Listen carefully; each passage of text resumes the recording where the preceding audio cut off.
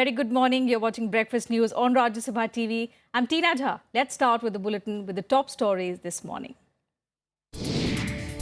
War of words between centre and the Delhi government over raids at Principal Secretary's office. Kejriwal alleges raids done to protect Finance Minister Arun Jaitley.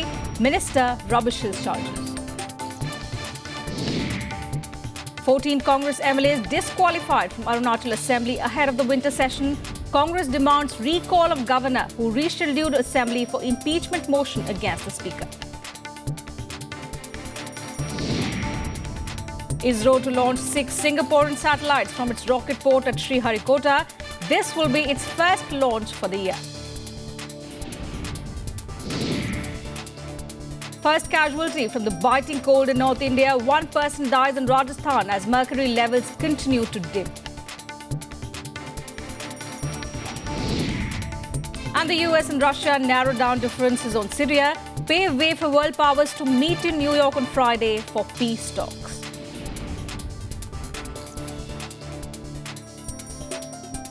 Well, the gloves are off between the centre and the Aam Aadmi Party government in Delhi. After the CBI raids at the office of the Principal Secretary of the Delhi Chief Minister, Arvind Kejriwal has made some sensational allegations. He has said that the raids were an attempt to protect Union Minister Arun Jaitley. The Finance Minister, however, said he will not react to the allegations as they are rubbish. Several political parties have come out in support of Arvind Kejriwal. A fresh flashpoint between the centre and the Arvind Kejriwal-led AAP government in Delhi. Raids at the office and residence of Rajendra Kumar Gupta, who is Delhi Chief Minister Kejriwal's principal secretary, kicked up a massive political storm. The Delhi CM took to Twitter to say his office has been raided and also targeted the Prime Minister, calling him a coward and a psychopath. Kejriwal alleging that it was not the officer but he who was the target. The CBI and the centre denying the charges as baseless. मकसद उन ठेकों की जांच करने का नहीं, मकसद केजरीवाल है। राजेंद्र तो सिर्फ बहाना है, केजरीवाल निशाना है। सीबीआई आज मेरे दफ्तर में क्यों आई है, कौन सी फाइल ढूंढ रही है, ये मेरे को बताना अब जरूरी हो गया है। कौन सी फाइल ढूंढने के लिए आए हैं सीबीआई वाले? ये फाइल है डीडीसीए की फाइल, जिसके अंदर अरुण जेटली फंस रहे हैं।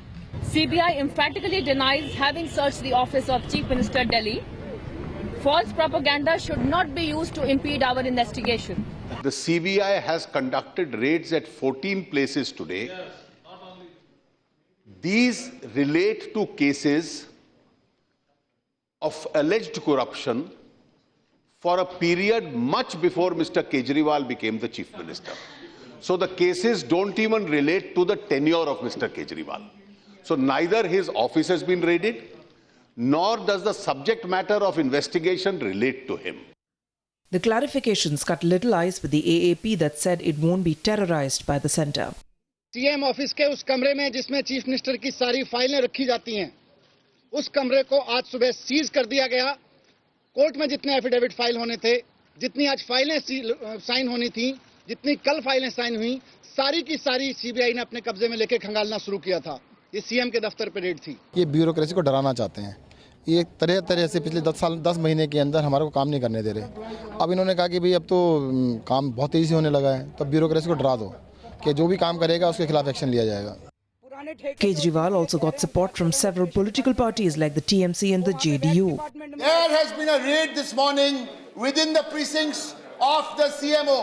I believe the leader In the morning you said the files in the Chief Minister's office have been gone through by the CBI. जितनी भी अब तक की मर्यादाएं हैं केंद्र और राज्यों के बीच में, वो भंग हो रही हैं। और ये विचित्र बात है, सहसा यकीन भी नहीं होता। The BJP has called for an unconditional apology from Kejriwal for his strong words against the Prime Minister. But Kejriwal has said the PM must apologize first and he will follow. Bureau Report, Rajya Sabha TV. Shifting focus from the national capital to the northeastern state of Arunachal Pradesh, 14 rebel Congress MLAs have been disqualified from the assembly. This development comes a day ahead of its winter session that begins today. The assembly is to take up an impeachment motion notice served by 11 BJP and 2 independent members against Speaker Nabam Rebia. The Governor JP Rajkhowa rescheduled the assembly session by nearly a month to take up the impeachment motion. There is criticism of this move, with the Congress alleging that the centre is trying to destabilise the democratically elected government in the state.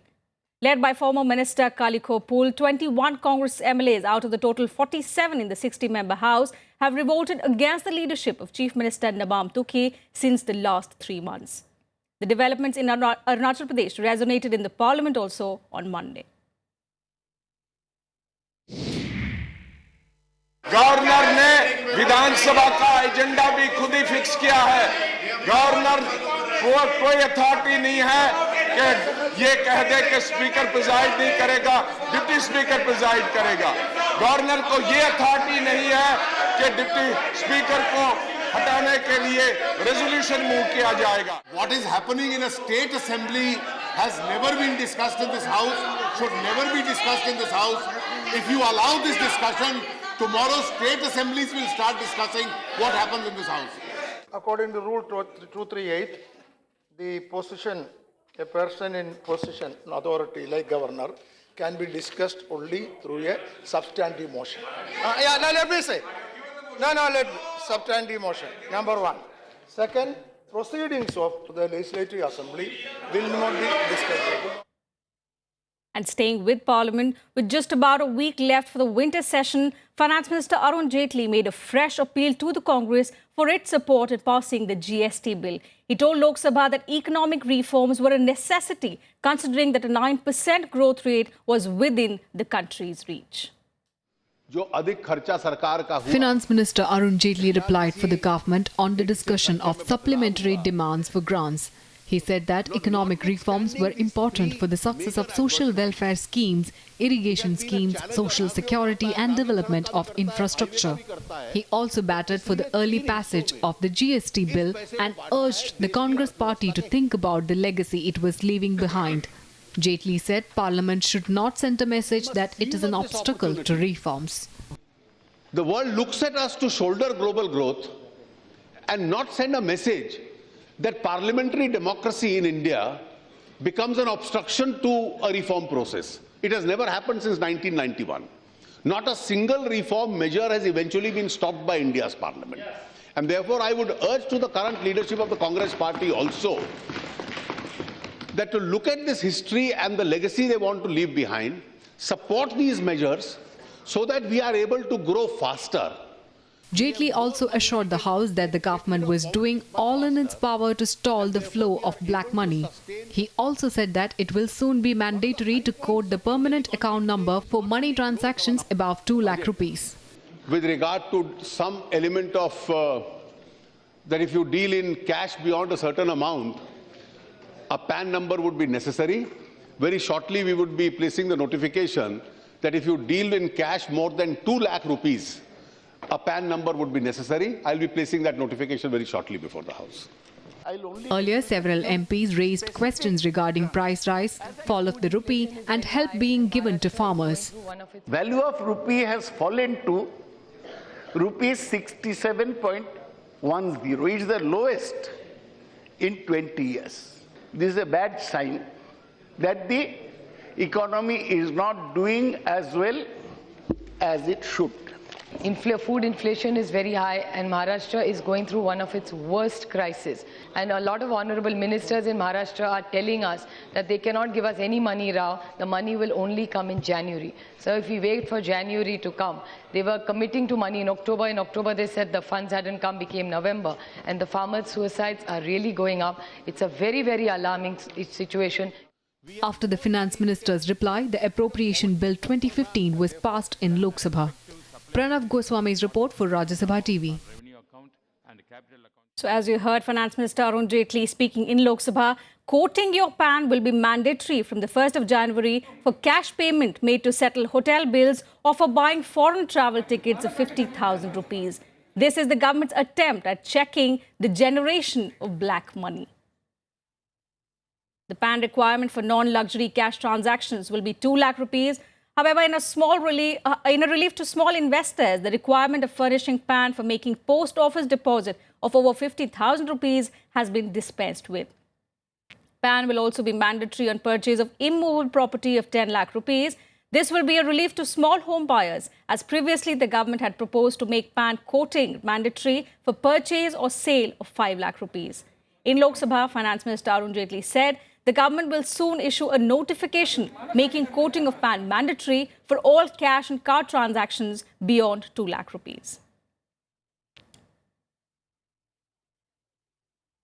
And cold wave conditions in North India are growing severe by the day. Mercury levels have plummeted sharply in the last 2-3 days. Heavy fog accompanied by chilly winds have engulfed the entire northern belt. Extreme weather conditions claimed one life in Rajasthan yesterday.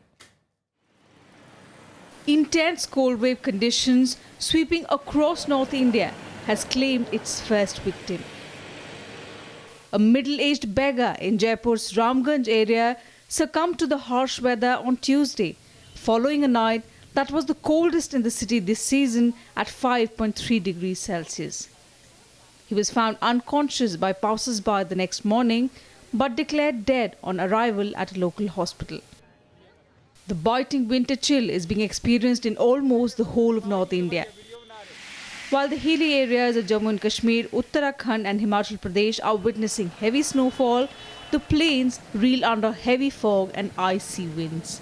1-2 दिन से बहुत ठंड हुई है यहाँ पे थोड़ा snowfall भी हुआ कुफरी वगैरह में हल्का यहाँ पे भी हुआ जिस वजह से थोड़ा हमने यहाँ ठंड से बचने के लिए आग वगैरह जला रखी है ठंड तो बहुत ज्यादा ही पड़ रही है तो थोड़ा सा दिन में जो धूप निकल जा रहा है इससे थोड़ा सा राहत मिल रहा है आप देख ही रहे कहीं अलाव का व्यवस्था तो है नहीं हम लोग किसी तरीके से अगल बगल से कागज अगरबत्ती के टुकड़े से जुटा करके किसी तरह से हाथ पांव सेक ले रहे हैं सुबह सुबह गलन बहुत ज्यादा हो रही है जो है किसी तरह से कागज वगैरह जला के अपना जो है बचाव गर्म कपड़े पहन के कर रहे हैं कैसे कैसे जो है The national capital too witnessed a chilly Tuesday with the minimum temperature settling at 8 degrees Celsius, one notch below the season's average. 2-3 दिन से बहुत ज़्यादा ठंड पड़ रही है इधर बीच मॉर्निंग वॉक जाने में भी दिक्कत हो रही है ठंड की वजह से काम करने में भी प्रॉब्लम हो रही है बच्चों को सुबह स्कूल जाना होता है तो दिक्कत होती है Cold weather conditions prevailed in Haryana and Punjab as well, with temperatures hovering below normal at most places. The thick blanket of fog has thrown the transport system out of gear in many states. Dozens of trains are running late by several hours. Flight services have also been affected. Aviation regulator DGCA has directed all scheduled domestic airlines to operate only with Cat 3 complaint aircraft along with trained crew during fog hours. Bureau Report, Rajya Sabha TV. Time for a very short break here. Some more national news and all the international updates. When we return, don't go anywhere.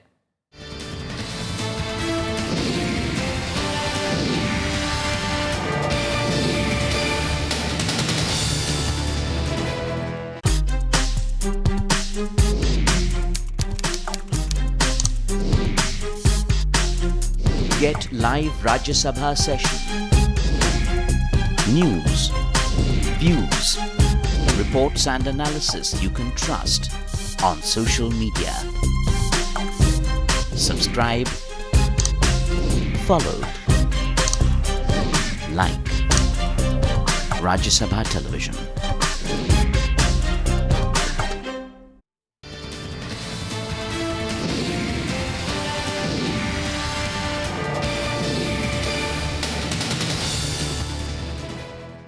Welcome back. You're watching Breakfast News on Rajya Sabha TV. Now, ISRO is all set to launch 6 Singaporean satellites today.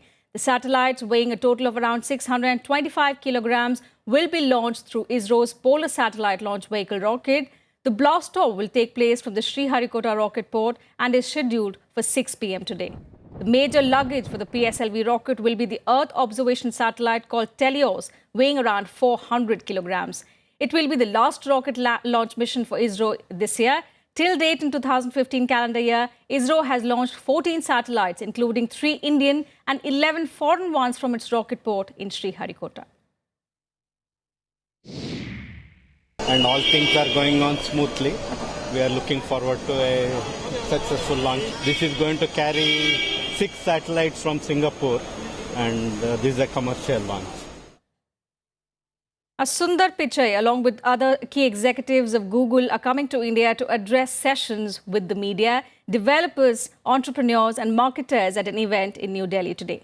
The India-born CEO, who is in India for 2 days, is scheduled to address the media today. He will meet Finance Minister Arun Jaitley and Communications Minister Ravi Shankar Prasad later in the day. On Thursday, Pichai will meet Prime Minister Narendra Modi, after which he will attend a chat session with students of Sri Ram College of Commerce in New Delhi. In the evening, he will attend a banquet hosted by President Pranab Mukherjee.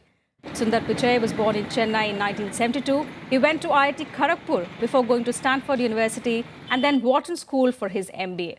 During his last visit to India in September 2014, Pichai launched Android One, the telecom wing of the Indian Railways, RailTel, recently signed an agreement with a subsidiary of Google India to provide Wi-Fi facilities at 400 stations across the country. And now a look at all the important news-making events through the day in our segment, The Day Ahead. The country will mark Vijay Diwas today to commemorate India's victory over Pakistan in 1971 war. In memory of this victory and to pay homage to the soldiers who sacrificed their lives, 16th of December is observed as Vijay Diwas across India. On the occasion, Defence Minister Manohar Parrikar and 3 service chiefs will pay floral tribute at the Amar Jawan Jyoti India Gate.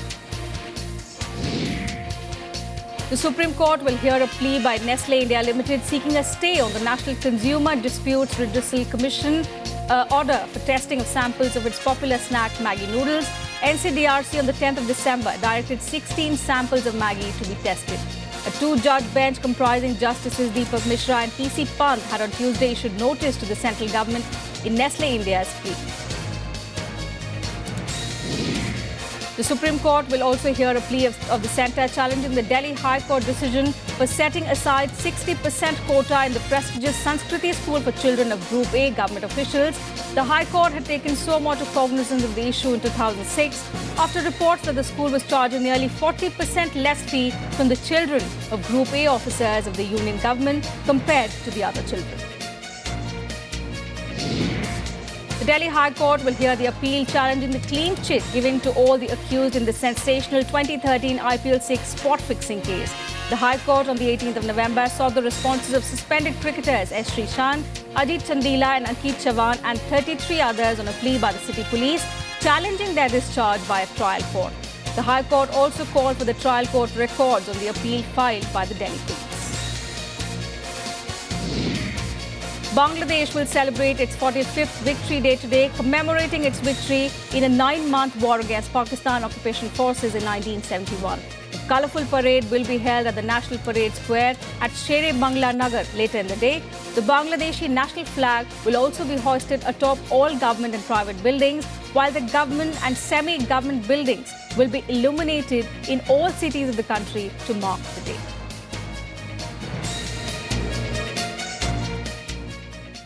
And on the international front, the United States and Russia have succeeded in narrowing differences on Syria, paving way for the world powers meet in New York on Friday. US Secretary of State John Kerry met his Russian counterpart Sergei Lavrov and President Vladimir Putin in Moscow. Despite diverging views on Syrian President Bashar al-Assad's role in the political transition, Kerry said the two sides see enough common ground on Syria for world powers to meet on the UN resolution endorsing the Syrian peace process. Lavrov called the talks substantive, saying the two countries were now moving in the same direction. Some progress was made when it came to agreeing on which Syrian rebel groups should be regarded as terrorist organizations. They will continue to work on contentious issues like the makeup of the opposition delegation. Kerry has been comparing notes with the Russians on a meeting in Riyadh last week that united elements of the Syrian political and armed opposition. Russia had rejected the outcome, saying it did not represent the entire Syrian opposition. И мы условились продолжить работу, которая находится на достаточно продвинутой стадии, в том, что касается составления единого списка террористических организаций и оказания содействия ООН в формировании делегации оппозиции, которая должна быть репрезентативной. Despite our country's differences, we demonstrated that when the United States and Russia pull together in the same direction, progress can be made. Now, as a ceasefire takes effect, the United Nations urged all parties at the Yemen negotiations to ensure full compliance to the terms. The UN-sponsored peace talks in Switzerland to find a political solution to the war has given some hope for the future. Nearly 6,000 have been killed in months of fighting. Weary from 9 months of civil war, Yemen hopes truce and peace talks will bring an end to the conflict. A ceasefire took effect on Tuesday as the warring parties began UN-sponsored peace talks in Switzerland in a renewed push to end months of fighting. The peace talks are being attended by 24 Yemeni representatives and advisors. Unlike the previous round, the talks opened with an agenda being agreed and with senior delegates meeting face-to-face. The main task, to agree on ways to implement the UNSC resolution calling on Houthi rebels to quit. UN Special Envoy stressed that the only solution to Yemen's ongoing civil war is a political one. متواصل مع فريقي للتأكد من توفير ظروف مركزوا جهودكم هذا الأسبوع على التوصل إلى وقف إطلاق نار دائم وشامل. The truce appeared to be largely holding in the initial hours of the ceasefire. Prime Minister Khalid Baha said the situation in Yemen was more hopeful than that of other countries in the region. Saudi Arabia is leading an Arab military campaign to stop the Iran-backed Houthi rebels from taking complete control of Yemen. Yemen said it was working to integrate rebel fighters. نقول اليمن تتشكل في هذه الأيام من خلال اللقاء التشاوري. ما يرفع بالأمل في اليمن ليس الوضع مثله في سوريا أو ليبيا. في اليمن لدينا كل الباكج من مبادرة خليجية، من مخرجات حوار وطني، ومن قرارات دولية. يعني فقط إذا اجتمعنا بروح صافية بحسن نوايا نستطيع أن نستأنف العملية السياسية من حيث توقفت. WHO officials are working relentlessly to improve humanitarian access and delivery of aid to help facilitate a permanent ceasefire. 2.5 million Yemenis have been displaced so far inside the country. Bureau Report, Rajya Sabha TV. The United Nations has kicked off the process to elect the next Secretary General. The Security Council and General Assembly have made an unprecedented call to member states to recommend women candidates for the top job. UN Security Council President for December, US Envoy Samantha Power and General Assembly President Mugens Likitoft circulated a letter yesterday to the 193 UN members soliciting names of candidates for the next UN chief and vowing to make the process more transparent and inclusive. The two also made a special emphasis on the need for member states to nominate women candidates for the job of the world's top diplomat. No woman has served as Secretary General in the 70 years that the United Nations has been in existence. Secretary General Ban Ki-moon has served 2 5-year terms and his tenure as UN chief will end next year. Some more international stories in the World Wrap. Just 2 weeks after the California shooting, the Los Angeles schools are now under threat. More than 1,000 schools have been closed due to a threat emailed to the school district. Investigators were looking for a possible bomb or bombs in connection with the Los Angeles closure. New York City officials too received a similar threat but ignored it as a hoax. The global nuclear watchdog, the IAEA, has ended its 12-year investigation into concerns that Iran might be developing nuclear weapons. The move is seen as a key step towards lifting UN, EU and US sanctions. The IAEA concluded that Iran conducted nuclear weapons-related research until 2003 and to a lesser extent until 2009, but found no evidence of this since.